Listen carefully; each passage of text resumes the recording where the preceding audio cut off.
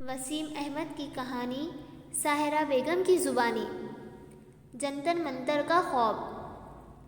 دہلی کا جنتر منتر برسوں سے احتجاج، دھرنوں اور عوامی آوازوں کا مرکز رہا ہے۔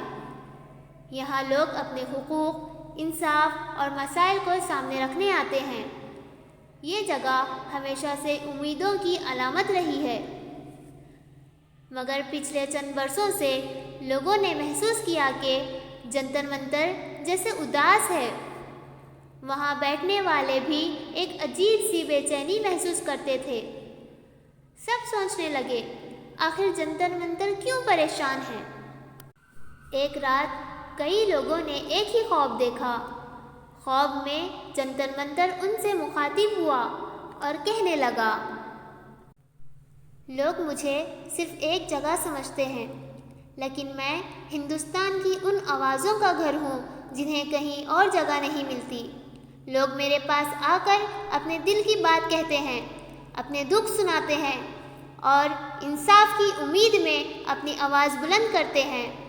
اسی لیے میں ہندوستان کا سب سے مقدس مقام ہوں، جہاں ہر شخص کو اپنی بات کہنے کا حق حاصل ہے۔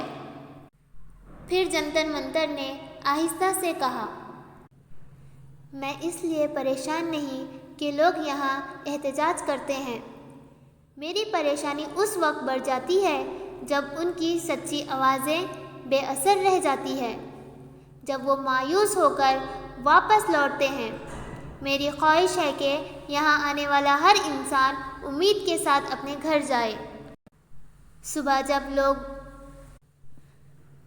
جب لوگوں کی آنکھیں کھلی تو جنتر منتر ویسے ہی خاموش کھڑا تھا، مگر اب اس کی خاموشی کا مطلب سب سمجھ چکے تھے۔